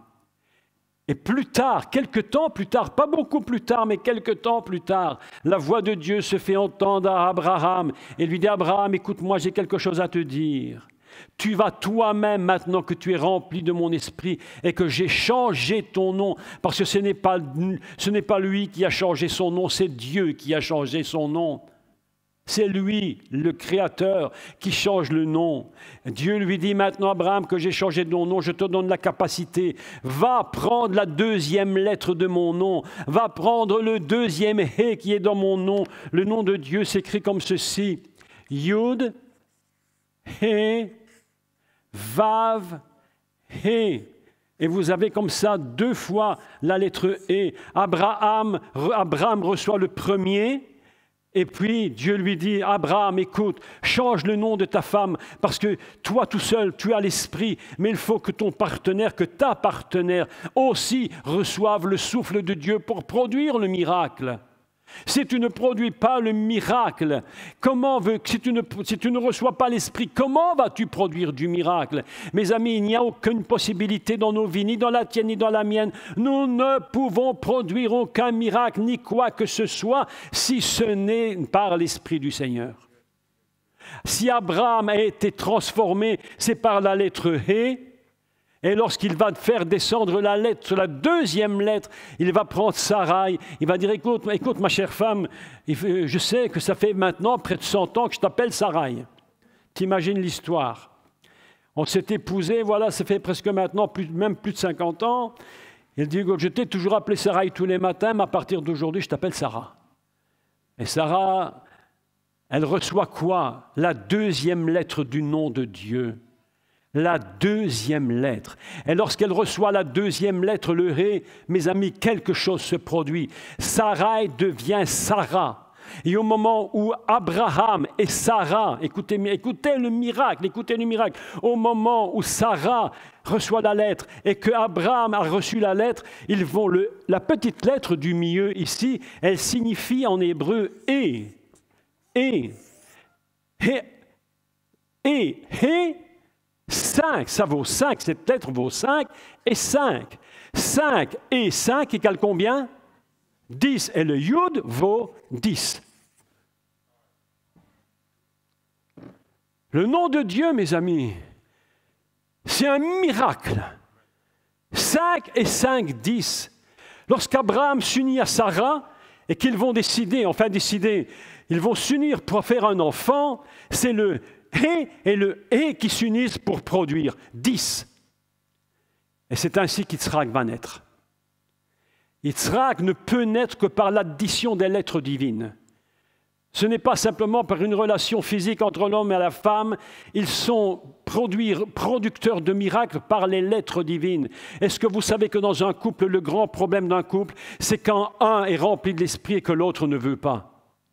Et c'est ainsi que dans les ministères où un homme veut, une femme ne veut pas, ou inversement, alors souvent c'est les femmes qui cherchent Dieu plus que les hommes.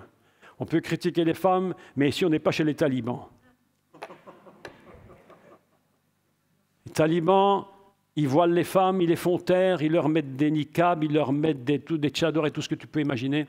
Ils font tout ce qu'ils veulent, mais ils veulent faire taire la femme. Mes amis, lorsque la femme et l'homme ne sont pas remplis du Saint-Esprit dans un couple, le problème se pose, le combat commence. Vous avez remarqué ces choses? Il y a des couples où la femme prie pour le mari pour qu'il puisse se donner au Seigneur et inversement. En général, c'est plutôt la femme qui prie pour l'homme. On peut critiquer les femmes, mais je vais vous dire un secret, il n'y a pas de plus grande puissance que le féminin. Il n'y a pas de plus grande puissance que le féminin. Même les maîtres d'Israël nous enseignent que le monde sera sauvé par le féminin. Et les hommes qui sont en général, qui peuvent être des machos incroyables, sont en train de dire aux femmes, taisez-vous, taisez-vous. Je vous conseille d'écouter mes 2 cours sur la femme vertueuse. La femme vertueuse, il est dit d'elle. Vous savez, est-ce que vous savez, mesdames, je vous pose une question. Mesdames, est-ce que vous savez combien de qualités vous avez? Savez-vous combien de qualités vous avez? Ah, maintenant je pense qu'on va commencer à décoller nos histoires. Jusqu'à présent, on avait tâté le terrain. Maintenant, je sens que ça commence à chauffer. Il faut le temps de se mettre en forme. Hein? Mesdames, combien avez-vous de qualités? Est-ce que vous le savez? Non, vous ne savez pas. Messieurs, est-ce que vous savez combien de qualités ont vos femmes? Mon frère, est-ce que tu sais combien de qualités a ta femme? Tu ne sais pas. Je vais vous le dire. Vous voulez que je vous le dise ou non? Vous avez vu? Ah non, je te dis. Non, vous êtes impossible. Hein? Pourquoi les hommes ne vous répondez pas? Ça vous dérange? Mes amis, Proverbe 33, la femme vertueuse, qui est une traduction encore à peu près ratée, mais 31, pardon, c'est encore un peu raté la traduction. Il faut traduire autre chose. La femme qui est remplie de capacités. Combien de capacités? Écoutez bien, 22.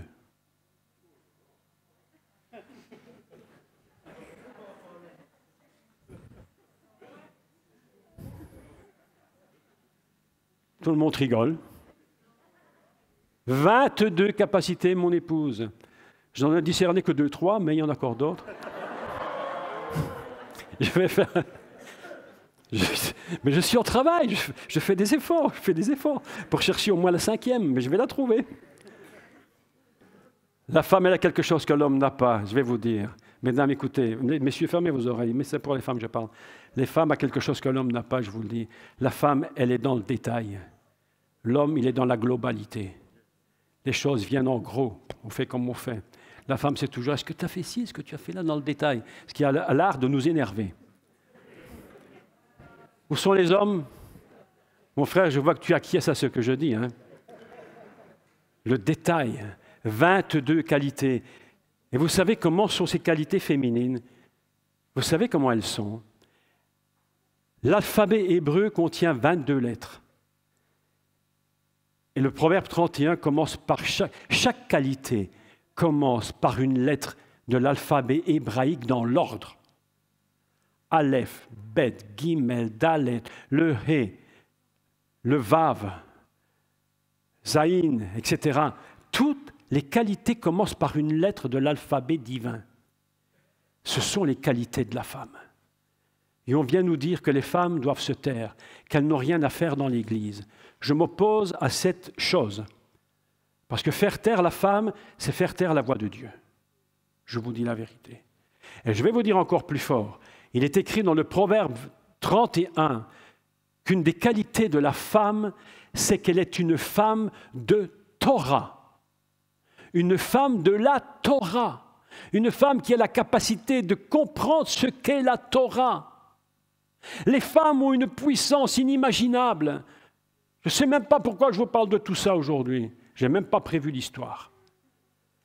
Savez-vous comment on appelle les femmes? Le tabernacle, puisque nous parlons de lui, a été construit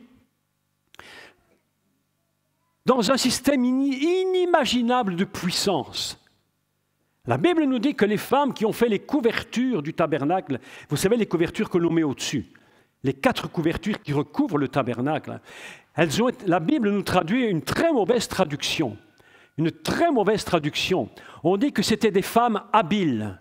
Vous avez lu ça? Ce sont des femmes habiles qui ont fait... Mais il ne faut pas lire femme habile si la traduction est ratée. Il faut lire Chormalev. C'était des femmes qui étaient Chormalev. Qu'est-ce que ça veut dire Chormalev? Ça ne veut pas dire habile. Parce que si c'était des femmes habiles qui avaient fait les couvertures du tabernacle, mes amis, mais tu pouvais aller chez Pierre Cardin, il y en a beaucoup des femmes habiles. Mais oui, il ne suffit pas d'être une petite main, on appelle ça des petites mains, hein? Toutes ces femmes qui font des choses admirables. Tu vois les plus belles robes qui n'ont jamais existé. Tu vois Pierre Cardin, tu vois tous ces grands couturiers en train avec leurs robes qui défilent. Et ces femmes sont incroyables, inimaginables, produites par un homme qui a eu une idée, qui est le maître de la maison de couture, et puis les gens travaillent en dessous pour produire ce qu'il a eu comme idée. Mes amis, des femmes habiles, c'est chez Pierre Cardin. Mais dans la Torah, ce n'est pas des femmes habiles. Il ne suffit pas d'être habile pour une femme. Je parle aux femmes aujourd'hui. On appelle ça des femmes chormalev, des femmes qui sont sages de cœur. Mais écoutez ce que cela veut dire, chormalev. La chorma, ce n'est pas n'importe quoi en hébreu. La chorma, c'est la sagesse. La sagesse au niveau le plus élevé qui puisse exister. Les rabbins nous font comprendre que Dieu fonctionne sur 10 grandes qualités qu'on appelle les 10 qualités messianiques fondamentales. Et une des grandes qualités messianiques fondamentales s'appelle la chokhma, c'est-à-dire la sagesse. Mais pas la sagesse d'un homme, la sagesse de Dieu. Elles étaient des femmes remplies de sagesse divine. Vous voyez que c'est autre chose qu'une petite main. Et qu'est-ce que veut dire lève en hébreu? Lève en hébreu, lève.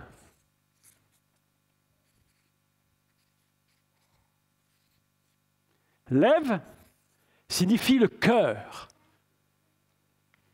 Mais qu'est-ce que c'est le cœur en hébreu? Qu'est-ce que c'est, mesdames, le cœur en hébreu? Le cœur, ce n'est pas ce que nous croyons. Pour nous qui avons une pensée grecque, qui n'est pas un péché non plus, évidemment. On dit toujours, quelqu'un me disait l'autre jour, ah, vous êtes grec, comme si c'était un péché d'être grec. Si tu vas en Grèce et tu dis, tous ces Grecs sont pécheurs parce qu'ils sont grecs, mais tu t'imagines la bêtise. Le cœur en Grèce, dans la pensée qui est la nôtre, le cœur c'est le siège du sentiment. Mon cœur est triste, mon cœur est gai. Est-ce que c'est vrai? Ah, mon cœur aujourd'hui, mon cœur est triste. Mais en hébreu, le siège du sentiment, ce n'est pas le cœur. En hébreu, le siège du sentiment, c'est les reins. Et le cœur, vous savez ce que c'est le cœur pour un juif? C'est la connaissance. La connaissance. Une femme qui construit le tabernacle, elle est chokhmalev, elle est remplie de la connaissance de la sagesse divine. Et tu viens me dire que la femme doit se taire. Et tu vas me dire qu'elle doit se taire. Et qu'elle n'est bonne que pour faire l'école du dimanche. Je préfère écouter une femme qui enseigne la vérité dans la sagesse divine qu'un homme qui raconte des stupidités. J'ai entendu la plus grande idiotie de ma vie, parce qu'il y a des idioties qui se disent dans l'Église, je ne peux même pas imaginer. C'est même plus des idioties, je crois que le diable n'y a même pas songé lui-même. Tellement c'est grave. Non mais je te dis, parfois le diable est surpris de la bêtise. Il se dit, comment il a pu penser une chose pareille? Moi-même, je n'y ai pas pensé. Tellement c'est grave. Hein? Non mais je te dis vraiment, il y a des choses qui m'énervent. On essaie d'être patient, mais quand même, parfois, tu as envie de leur donner la raclée quand même. Le gars qui te dit ouvertement, qui te dit ouvertement et publiquement, Dieu préfère un homme possédé qui prêche qu'une femme remplie de l'esprit. Je peux vous affirmer que c'est vrai. Je l'ai entendu de mes oreilles sur YouTube, dans une interview d'un pasteur. Quand j'entends que Dieu préfère un homme possédé qui prêche qu'une femme remplie de l'esprit qui prêche, mes amis, je vous dis, même le diable n'y avait pas pensé. Et pourtant, il est rusé dans ce qu'il fait. Rempli de l'esprit de Dieu. Elle a reçu, lorsque toi, femme, toi, homme, tu te rends compte, toi qui es mari, toi qui es un mari, toi qui es un époux, Dieu te donne la responsabilité, mais écoutez-moi bien parce que ce que je dis est une folie incroyable. Dieu nous donne à nous les hommes la responsabilité de prendre de l'esprit et de donner à nos épouses la capacité qu'elles soient elles-mêmes remplies de l'esprit de Dieu. Et j'ai remarqué que souvent dans l'Église, c'est le contraire qui se passe. C'est souvent plus les femmes qui prient pour leur mari que les maris pour leurs femmes. Vous avez remarqué ça? Je vous dis la vérité. Et on va reléguer les femmes au niveau de l'école du dimanche, en leur disant qu'elles n'ont rien à faire, rien à dire. Ne venez jamais me dire des choses pareilles, parce que nous sommes complètement à côté de la question. La vérité, c'est que lorsque la lettre divine est descendue, Sarai est devenue Sarah. Et lorsque les deux lettres divines se sont rencontrées avec Abraham et Sarah, ça a produit le miracle. Il n'y a pas de plus grande puissance qu'une épouse et un époux remplis du Saint-Esprit. Dans un ministère, c'est indispensable. Parce qu'alors, nous sommes unis. Et vous savez ce qui se produit lorsqu'un homme et une femme sont unis dans l'Esprit. Il se produit que le chiffre 5 s'additionne au 5 et nous trouvons le 10. Et le 10 représente Dieu lui-même. Est-ce que vous me suivez? C'est ainsi que le nom de Aaron a reçu, lui, la lettre divine. Lorsque Aaron rentre dans le Saint des Saints, Aaron rencontre Aaron. Voilà quelque chose d'absolument extraordinaire. Lorsque Aaron rencontre Aaron, il se trouve face au témoignage. Il est face au témoignage. Aaron et doute le témoignage absolument extraordinaire. Nous voyons donc, à travers ces textes, que le nom de Aaron a un poids de mots. Aaron a un poids. Ce mot a un poids. Lorsqu'on calcule le mot Aaron et qu'on lui calcule son poids divin, à travers les lettres de son nom, parce que Aaron est plus qu'un objet. Aaron est plus qu'un objet. C'est un nom codé au niveau divin. Dieu a donné un code divin à cet objet Aaron. Et il lui donne un chiffre, il va lui donner un code. Je vous donne le code simplement le code. Je ne vous explique pas tout en détail, simplement je vous donne le code. Le code de Aaron vaut un poids. Je n'explique pas tout, je vous le dis simplement. Le code de Aaron vaut 257. Lorsque tu calcules toutes les valeurs de son nom, tu trouves 257. Aaron. Et je cherche un mot qui se trouve dans le tabernacle et qui lui-même vaut 257. Il y a un mot dans le tabernacle qui a une même valeur que celui-ci, un autre mot. Et le mot, c'est Orim. 257. Qu'est-ce que c'est Orim? Hier, je vous ai parlé de or. C'est quoi or? La lumière incréée. Orim, ce sont les lumières de la Ménorah. Les lumières qui sont sur le chandelier. On appelle ça Orim, les lumières. Valeur de Orim, 257. C'est-à-dire que Aaron et les lumières de Dieu sont identiques. Lorsque Aaron va rentrer dans le Saint des Saints, il va se trouver face à Aaron. Et qu'est-ce qu'il se produit? La lumière divine est en train d'éclairer l'endroit. Absolument inimaginable. Ce qui se passe dans le tabernacle dépasse les limites de ce que nous n'avons jamais imaginé. Le tabernacle, nous dit la parole, nous enseigne que les maîtres d'Israël nous disent que le tabernacle, c'est ce qu'on appelle un tabernacle anthropomorphique. Qu'est-ce que c'est qu'un tabernacle anthropomorphique? Ça veut dire qu'il est plus qu'un objet, il est devenu véritablement une personne. Le tabernacle, c'est qui? C'est le Mashiach, c'est le Messie lui-même. C'est lui, à chaque fois que le prêtre rentre dans le tabernacle, il est en train de rentrer dans la présence messianique. Et le tabernacle est fondé sur quelque chose d'absolument inimaginable, que je veux absolument vous expliquer ce matin. Il faudrait passer des dizaines et des centaines d'heures à tout expliquer, parce que je n'ai vraiment pas le temps, je fais grosso modo ce que je peux vous dire. Mais vous savez que le tabernacle, il y a, laissez-moi vous expliquer. Ça vous intéresse? Bon. Vous vous souvenez que le tabernacle, je fais très grosso modo, sur lui, il y avait 4 couvertures. D'accord? 4 couvertures. 1, 2, 3 et 4 couvertures. Et le tabernacle est ici. Les 4 couvertures, elles-mêmes, ont des codes de Torah. Les codes de Torah. Et lorsque tu calcules même, écoutez-moi bien, je l'ai fait, j'ai pris du temps, même lorsque tu calcules les espaces, je les souligne, que tu comprennes bien la grandeur de Dieu. On n'est plus ici dans une simple banalité des couvertures et des toiles et des tentes et du bois. Non, non, on est dans l'au-delà, on passe dans le ciel. On n'est plus sur la terre, Je voudrais vous demander, faites-moi un petit effort maintenant, pendant quelques minutes, faites un effort. Oubliez que vous êtes ici-bas. Et essayez de penser que vous êtes là-haut.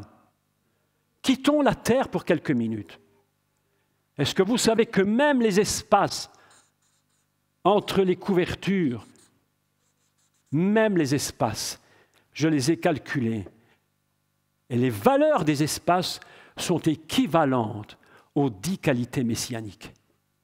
Même entre les couvertures, l'Esprit de Dieu bouge. L'Esprit de Dieu est partout. Dans les couvertures, entre les couvertures, dans les bois, dans les cordes. L'Esprit de Dieu est partout. Ça s'appelle un tabernacle anthropomorphique, un tabernacle qui est complètement à la forme humaine. C'est le Mashiach. Comment le Mashiach peut-il fonctionner? Maintenant, je vous explique quelque chose d'absolument fabuleux. Je voudrais vraiment que vous écoutiez ça.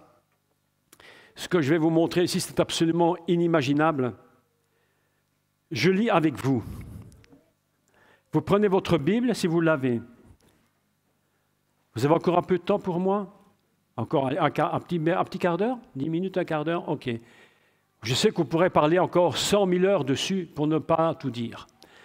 Mais nous allons lire. Lisons Shemot 25. Exode 25, chapitre 25, verset 10. Ce que je vais vous montrer ici est absolument inimaginable. Inimaginable. Je vous laisse prendre votre Bible. Ils feront un Aaron de bois d'acacia. Vous avez lu ça sur votre Bible? Ils me feront une arche de bois, donc un Aaron, on appelle cela Etz Shittim. Écoutez bien ce que je vais vous expliquer. Il faut comprendre le texte hébraïque et je l'écris. Etz Shittim. J'écris ceci. J'écris Shittim, regardez.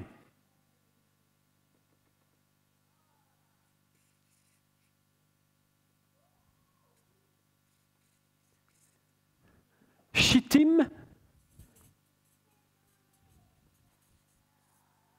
on a traduit par bois d'acacia.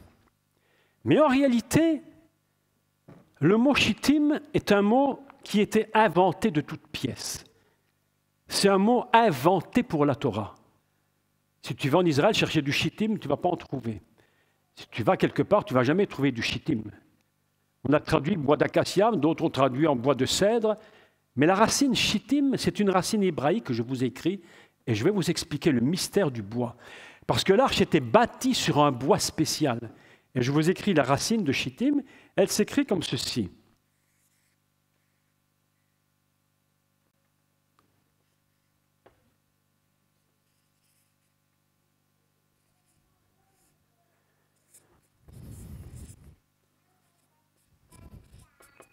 La racine de ce mot, c'est choter.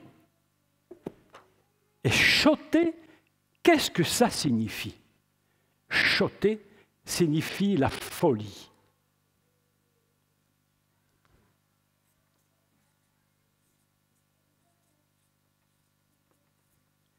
Je vais donc traduire maintenant d'une façon plus juste le texte d'Hébreu en français.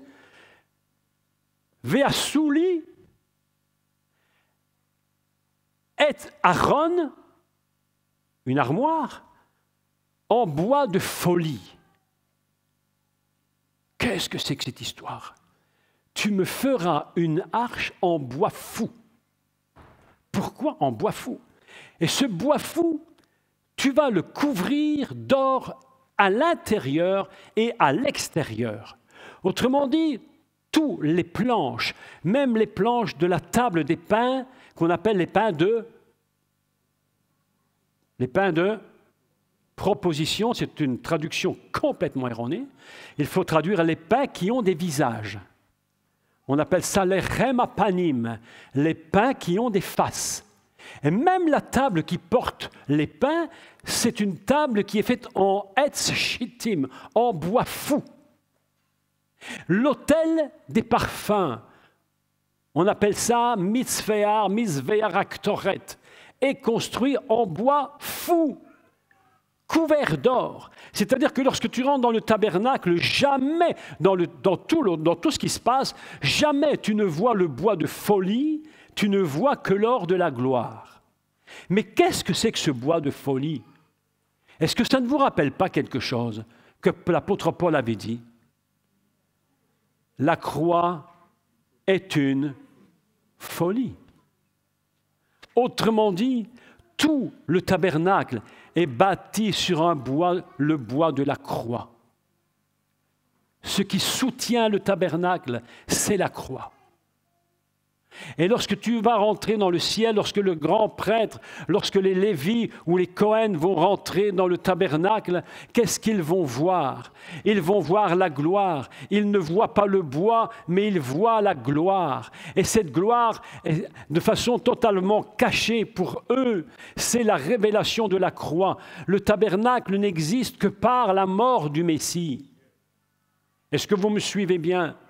Lorsque Moïse monte là-haut et que Dieu lui révèle le bois de Chittim, il est en train de constater que le sacrifice du Messie, il est déjà là-haut de toute éternité. Le ciel, mes amis, lorsque nous serons avec le Seigneur là-haut, le ciel est soutenu par le sacrifice de la croix. C'est la croix du Messie qui soutient toute la structure de l'univers. C'est pourquoi l'apôtre Paul dit, pour les incroyants, la croix est une folie. Mais pour nous qui avons compris la croix, nous comprenons que le tabernacle, dans sa totalité, était construit en bois de Chittim. Que la table des pains de proposition, la table des pains au visage, était bâtie en bois de Chittim. Que l'autel des parfums était en bois de Chittim. Toute la croix est présente à l'intérieur. Mais lorsque nous sommes à l'intérieur, nous ne voyons que la gloire.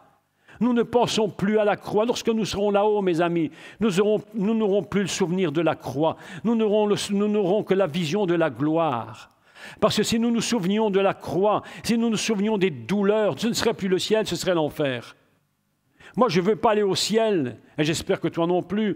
Je ne veux pas aller au ciel en me souvenant des problèmes de la terre. Est-ce que tu le désires, ça? Est-ce que tu veux aller au ciel en te souvenant des problèmes de confinement? Est-ce que tu veux aller au ciel en te souvenant des masques? Au ciel, on n'aura pas besoin. Le ciel sera ouvert à tous, libre. Nous serons tous comme le Seigneur. Et nous serons tous là-haut. Et quand nous serons là-haut, mes amis, nous ne nous souviendrons plus des tristesses d'en bas. Il n'y aura plus ni mort, ni deuil, ni pleurs, ni cris, ni tristesse. Il n'y aura plus rien. Nous serons dans sa présence. Mais cette présence glorieuse qui est représentée par l'or du tabernacle, l'or pur, on appelle ça Za'af Ta'or, l'or pur. L'or pur, c'est-à-dire c'est la gloire au plus haut niveau que nous ne pouvons même pas imaginer. Même l'or de la terre qui fait le tabernacle n'a pas atteint le milliardième de ce que peut être l'or du ciel. Est-ce que vous savez que l'or, je ne sais pas si vous le savez, mais chimiquement l'or, lorsqu'il est parfaitement pur, tu peux voir à travers. Tu regardes à travers. Et tu peux voir ce qu'il y a de l'autre côté. L'or parfaitement pur. Ici sur terre, l'or que tu peux avoir à ton alliance ou quelque chose, c'est un or mélangé. Autrement, il ne serait pas dur. Mais l'or du ciel, il est parfaitement pur. Il dit, je vois de l'or dans le ciel. Il est transparent. C'est quelque chose d'inimaginable. La gloire du ciel, tu ne peux même pas comprendre ce qui va se produire là-haut. Mes amis, quand nous serons là-haut, nous n'aurons plus besoin de penser à la terre. C'est fini. La terre ne nous intéresse plus du tout, du tout.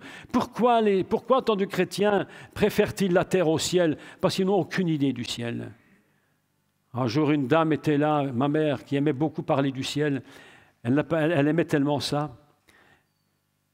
Un jour, elle va voir une de ses amies. Elle dit à ses amis, elle dit, oh, qu'elle dit, tu sais, un jour, nous serons tous au ciel, nous allons voir le Seigneur. Que ce sera magnifique. Et son ami lui a répondu, ben, tu ne te rends pas compte de ce que tu dis? Je viens d'acheter une nouvelle salle à manger. Mais oui. Si tu préfères ta BMW au ciel, c'est que tu n'as rien compris du ciel.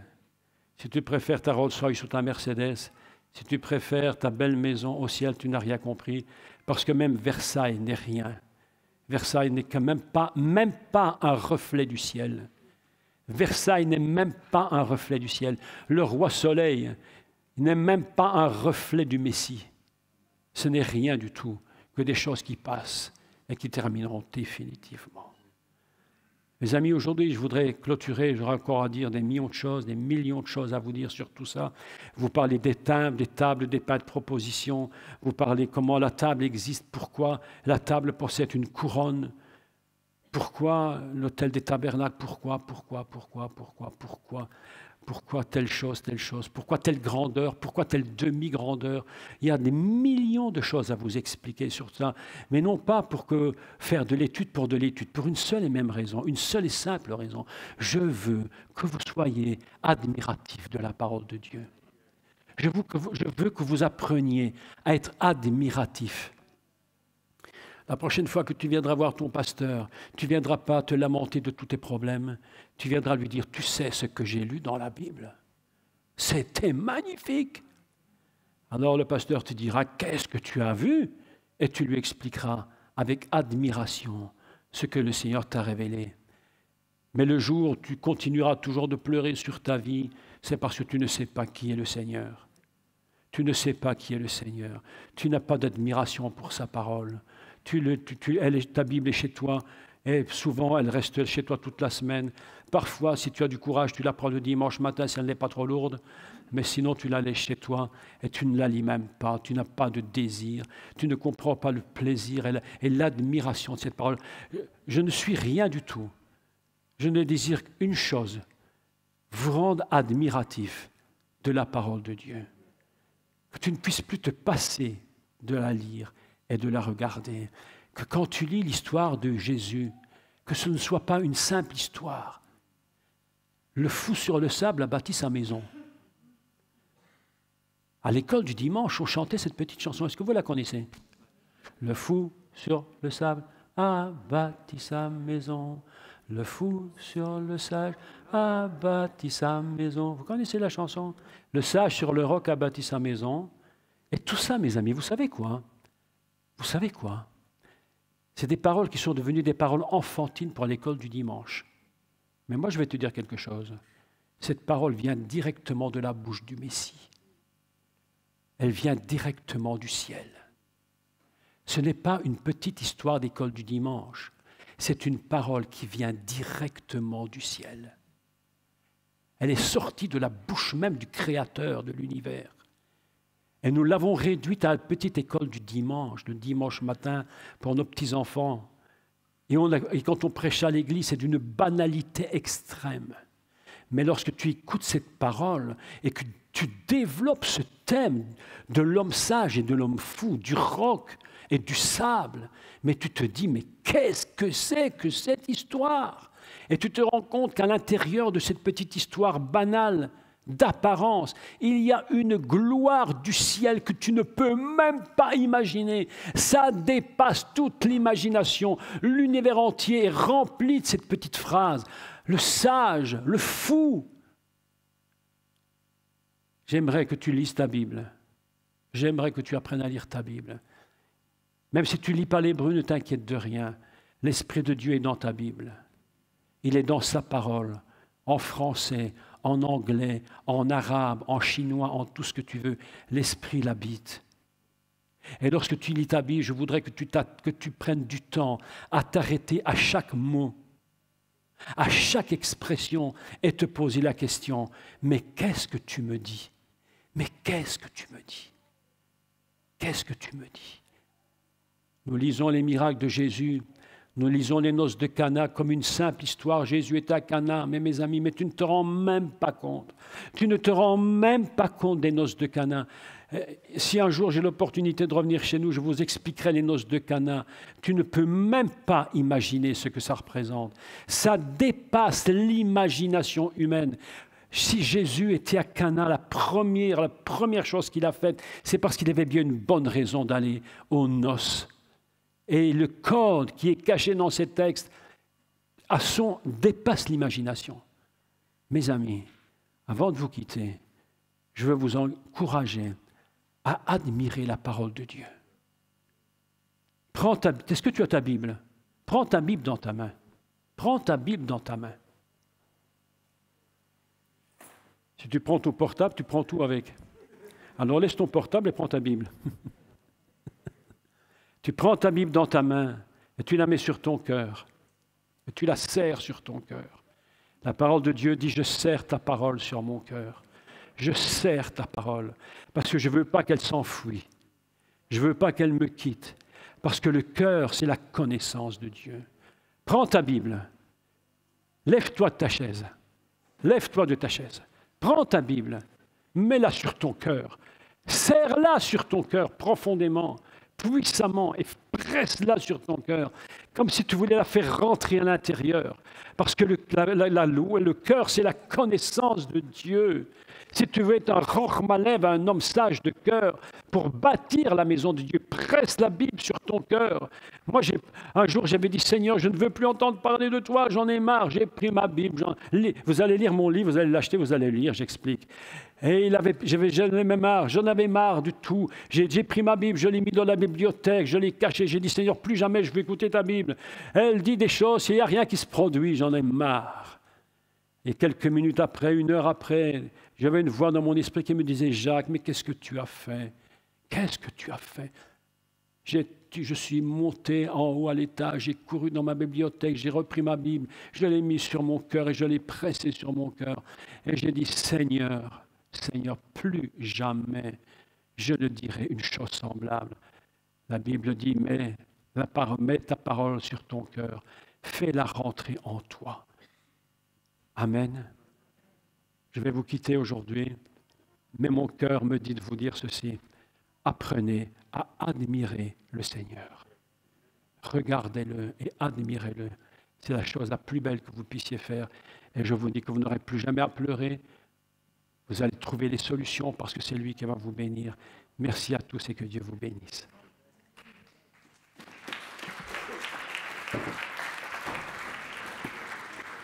Amen. Vous l'avez dit que c'était un passionné. Hein, je crois même qu'on peut oser.